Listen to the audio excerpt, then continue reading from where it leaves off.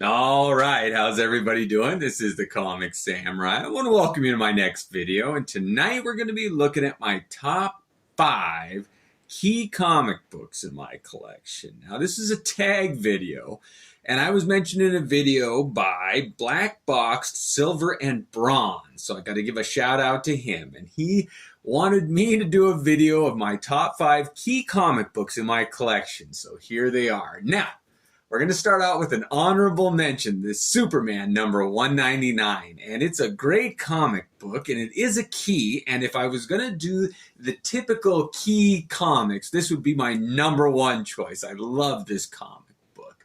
But it's only getting an honorable mention because I decided to go with comic books that would be difficult for me to replace. These are ones that are rare. There's something special about them, and there's a story about them. So I'm going to do a little bit of a twist on 5 key comic books. So let's go ahead and jump right in.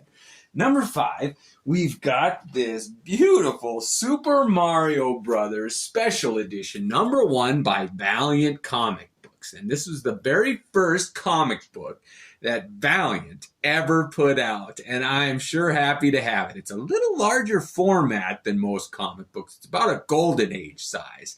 But I would have a hard time finding this one again. It's really a sought-after comic book, and who doesn't want the first Valiant comic book ever published? It's like saying Marvel or DC or Image. I know Valiant doesn't carry the weight that it does anymore back in the 80s that it used to, but I like being able to say I have the first comic they ever published. I know that's up for debate too.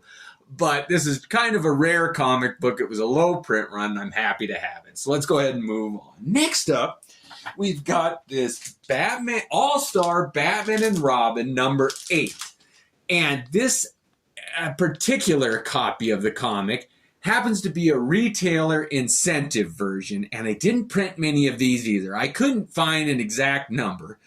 But these retail incentive ones were just given to those comic book shop owners that had a specific interest in it and they thought they might want to carry it. So DC printed a couple of these up and gave them away to the retailers. And it says right on there, not for resale. Although my local comic shop did sell it to me.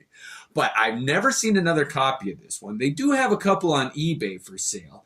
But it's hard to find them in good shape. You give them those retailers and they just threw them in their bag or put them behind their desk and didn't care much about the condition. And I have the regular edition of this one. And I thought, you know what? I'm going to preserve this one. So I went ahead and had it. And I just love that Neil Adams cover. Something about the blue, too. They also did another version that they released that was the same piece of art, but it was colored different. And it just doesn't have the same magic that this one does. I just love this with the red banner on top. It's one of my all-time favorite covers. That's all-time favorite covers. I just love it. So it'd be hard to find another one of those. All right, now this one is Master Comics #68. And this one was put out in the 40s, and it's one of my very few Golden Age comic books.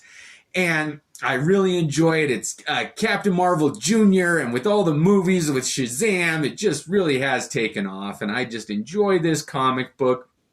It's weird to see those old Golden Age comic books. They were printed on kind of a thin newsprint, a different fabric of paper than what I'm used to, especially the covers. They are lightweight. But I'd have a hard time finding another one of these. Those Golden Age, they really were a special time in comic books, and people just didn't hold on to them.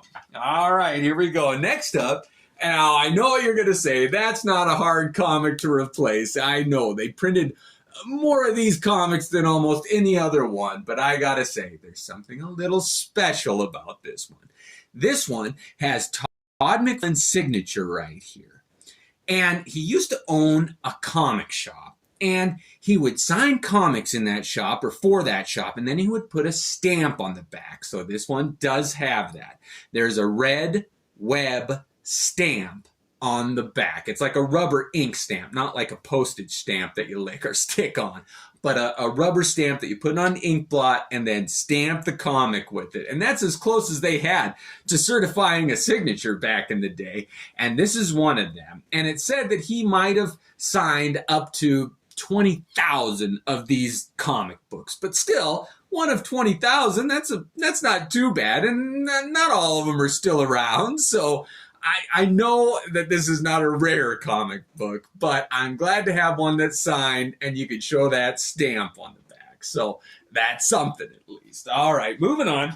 Next up, we got this Marvel Collector's Edition #1.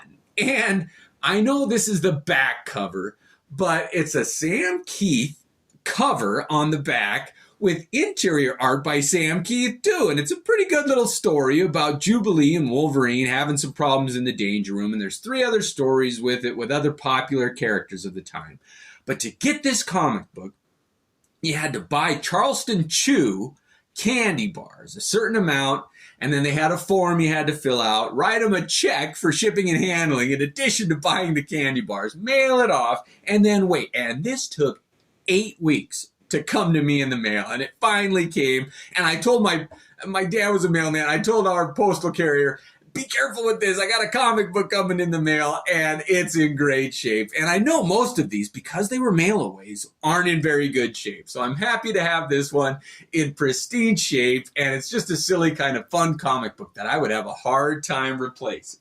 All right, last up, we got Amazing Spider-Man #238. And it's the first appearance of the Hobgoblin, but what makes this one so special to me is that this one came with a tattoo inside. It's got a little promotional little blurb there on the cover, but it came with a little envelope, paper envelope in the back, and there was supposed to be a tattoo in it.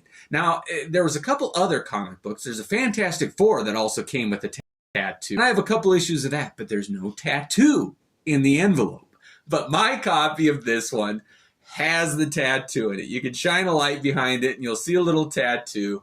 And it's just fun that I happen to have one that you can look at it and say, yes, it does have the tattoo in it. I didn't know. And back in the day, nobody knew that it was going to make a difference if you had that stupid little silly tattoo. But this one does have it. And I'm happy to have it because the ones that have it are pretty pricey now, and I'd have a hard time replacing it. Anyway, those are my top 5 gems that I'd have a hard time replacing. So I hope you enjoyed. Thanks again. I want to see what your gems are. Have a good night.